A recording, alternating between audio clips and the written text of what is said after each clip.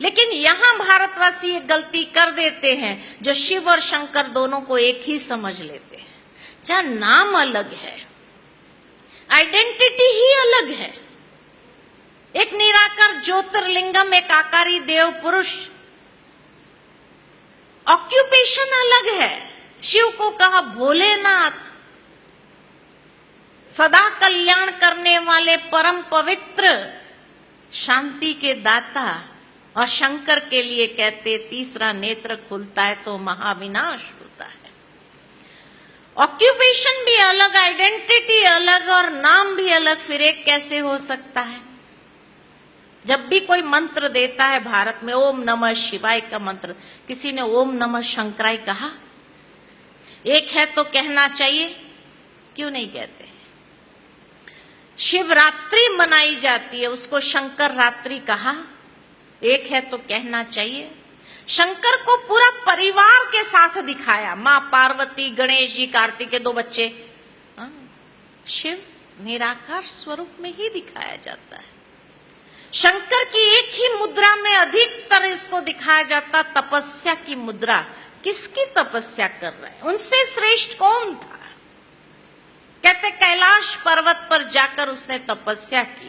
कैलाश माना दुनिया का सबसे बड़े ते बड़ा शिवलिंग, पूरा पर्वत ही शिवलिंग आकार का है ना? इसीलिए वहां बैठकर शंकर ने भी किसका ध्यान किया? शिव का ध्यान किया। एक पिता है, एक पुत्र है, 3 लकीर, आदि मध्य अंत का ज्ञाता। शिवलिंग के ऊपर ये 3 लकीर के बीच में एक आंख होती है, अर्थात मनुष्य आत्मा को भी ज्ञान के दिव्य चक्षु प्रदान करने वाला त्रिनेत्री, जिससे मनुष्य भी कल्याण का दर्शन कर सके, इसलिए उसको शिवम कहा। और ये शिवलिंग की पूजा में ही 3 पत्र का बेल पत्र चढ़ता है, जो एक डंडी से जुड़ा होना चाहिए, अलग अलग पत्ते नहीं होने चाहिए। अर्थात परमात्मा त्रिमूर्ति है। इंग्लिश में भी कहा God father, the father of generator, operator, destroyer. और उसकी हर रचना अति सुंदर होने कारण उसको सुंदरम कहा। तो सत्यम शिवम सुंदरम एक परमेश्वर के लिए कहा जाता है। लेकिन यहां भारतवासियों को एक प्रश्न जरूर मन के अंदर आता है कि यहां जो ब्रह्मा का चित्र दिखाया गया है और भक्ति में जो हमने ब्रह्मा का चित्र देखा, उसमें तो अंतर है। इसको ब्रह्मा क्यों कहा गया? तो भक्ति में जो हमने ब्रह्मा का चित्र देखा कि ब्रह्मा एक ही देवता ऐसा है जिसको दाढ़ी, मुछ और वृद्ध अवस्था है। देवताओं को दाढ़ी, मुछ, वृद्ध अवस्था नहीं होती है। असुरों को बड़ी बड़ी मूछें होती है, मनुष्य को दाढ़ी, मुछ, वृद्ध अवस्था, देवताओं को नहीं होती है, ऐसे कहा गया है। खाली एक ब्रह्मा देवता ही ऐसा है जो दाढ़ी, मुछ और वृद्ध अवस्था। दूसरा, आज की दुनिया में कोई बच्चा 2 मुंह वाला पैदा हो जाए तो क्या कहेंगे उसको? क्या कहेंगे? एबनॉर्मल चाइल्ड कहते हैं ना, एबनॉर्मल चाइल्ड ही कहते। 2 मुंह वाला पैदा हो गया, शरीर एक हो, 2 मुंह हो तो क्या कहेंगे? एबनॉर्मल कहेंगे ना। ब्रह्मा को 4 मुखधारी दिखा दिया, फिर भी एबनॉर्मल नहीं कहा। यह भी किसी बात का प्रतीक है, किसी बात को सिंबलाइज कर रहा है ना। 4 मुख वाले को एबनॉर्मल ना कहे, ये तो हो नहीं सकता है मेडिकल लैंग्वेज में। तो ब्रह्मा के हाथ में सारे शास्त्र दिखाए, उसको शास्त्र पढ़ने की क्या जरूरत थी? और कमल आसनधारी, कमल के ऊपर कोई बैठ सकता है? ये भी सिंबलाइज किया गया है, किसी बात का प्रतीक है, प्रतीक है। कहने का भावार्थ यही है कि ब्रह्मा का चित्र जो भक्ति में हमने देखा वो एक प्रतीकात्मक है। और किस बात के ओर संकेत कर रहा है? संकेत उसी बात की ओर कर रहा है कि परमात्मा जब इस संसार में अवतरित हुए, उस समय कौन सा काल चल रहा था? तो देवों की सृष्टि नहीं थी, असुरों की सृष्टि भी नहीं थी, मनुष्य सृष्टि थी जब घोर पाप कर्म हो गया। तो मनुष्य स्वरूप को दर्शाने के लिए दाढ़ी, मुछ और वृद्ध अवस्था है कि परमात्मा जब इस संसार में अवतरित हुए तो जैसे गीता के 7वें अध्याय में कहा कि मैं अति साधारण रूप में अवतरित होता हूं, जिस कारण मूढ़मती मनुष्य मुझे पहचान नहीं सकते। कोटों में कोई में भी कोई विरला मेरे यथार्थ स्वरूप को जानकर, पहचान कर मेरी शरण को ग्रहण कर लेता है, क्योंकि अति साधारण स्वरूप यही है। अगर भगवान कोई दिव्य स्वरूप में अवतरित हो जाए तो लोग उसको काम करने देंगे या दर्शन की भीड़ मचाएंगे? क्या करेंगे? क्या करेंगे? हाँ, वो कुछ समय पहले की बात याद आती है। गणेश जी ने दूध पिया था भारत में, और सारी रात लोग लाइन में खड़े थे देखने के लिए, है ना। तो भगवान अगर कोई दिव्य स्वरूप में अवतरित हो जाए तो लोग उसको काम करने नहीं देंगे, दर्शन की भीड़, आशीर्वाद चाहिए। इसलिए भगवान ने कहा मैं अति साधारण रूप में आता हूं। कोटों में कोई में भी कोई ही पहचान पाते हैं, सब नहीं पहचान सकते। तो मनुष्य स्वरूप साधारण स्वरूप है। फिर आकर के सबसे पहले परमात्मा क्या करते? उसके जीवन का प्यूरिफिकेशन। उस समय संसार कीचड़ जैसा था और उस कीचड़ में कमल को खिलाया। उसके जीवन का प्यूरिफिकेशन, कमल आसनधारी। फिर क्या किया? तो सभी शास्त्रों का निचोड़ सुनाया। किसको सुनाया? खाली हिंदू धर्म वालों को नहीं, सारे संसार की आत्माओं को। तो सारा संसार कैसे दिखाए? तो 4 दिशा में 4 मुख है कि वो ज्ञान जो प्रवाहित हुआ वो संसार की चारों दिशा में फैला। और फैला कैसे? सहस्त्र भुजाओं द्वारा। सहस्त्र भुजा माना सहयोग की निशानी। आज कोई हमारा मददगार होता है तो हम क्या कहते हैं? मेरा राइट हैंड है, ये लेफ्ट हैंड है, इसके बिना काम नहीं होता है। तो ब्रह्मा के भी इस दिव्य कार्य में हजारों आत्माएं मददगार बन गई।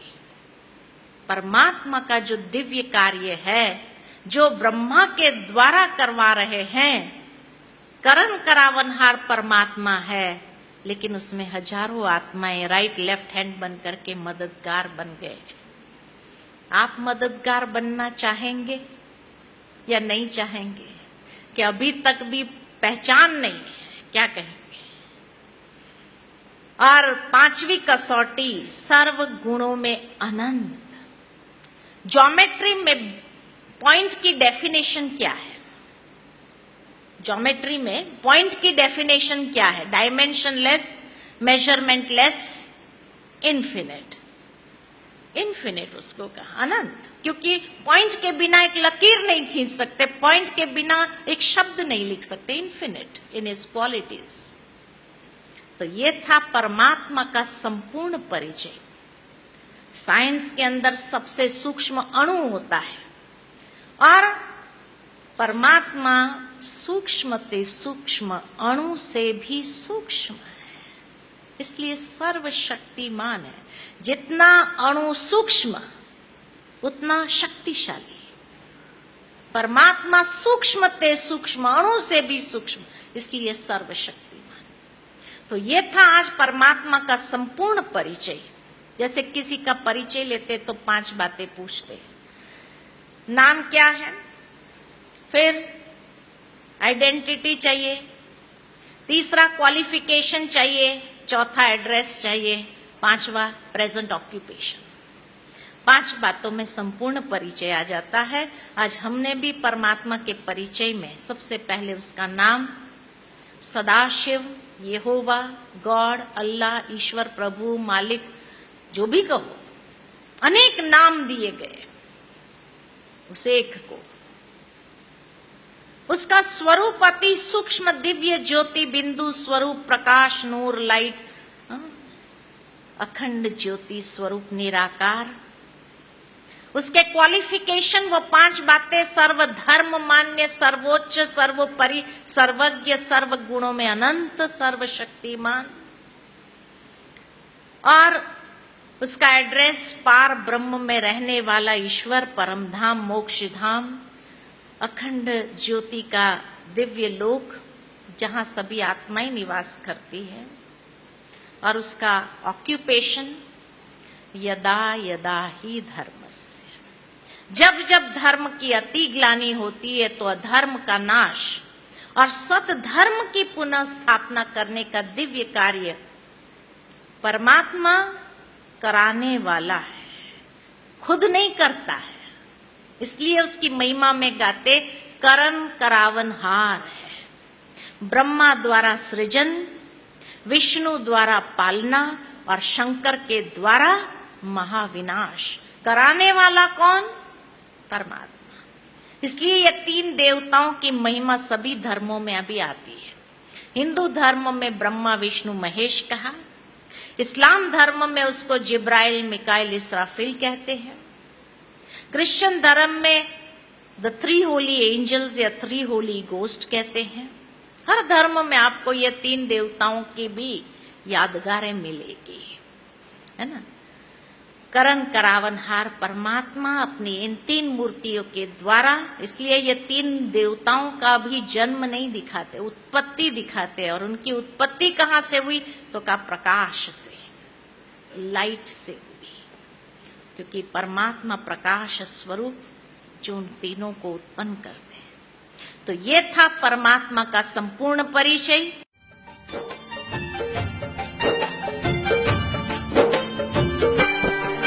शिव भोला भंडारी, त्रिलोकी अधिकारी, अब पधारे तन लिया है साकारी। शिव भोला भंडारी, त्रिलोकी अधिकारी, अब पधारे तन लिया है साकारी। गीता ज्ञान गंगा से लाखों को तारा है, राजयोग से माना हमने शिव पिता हमारा है। शिव पिता हमारा है, ओ शिव पिता हमारा है। शिव भोला भंडारी, त्रिलोकी अधिकारी।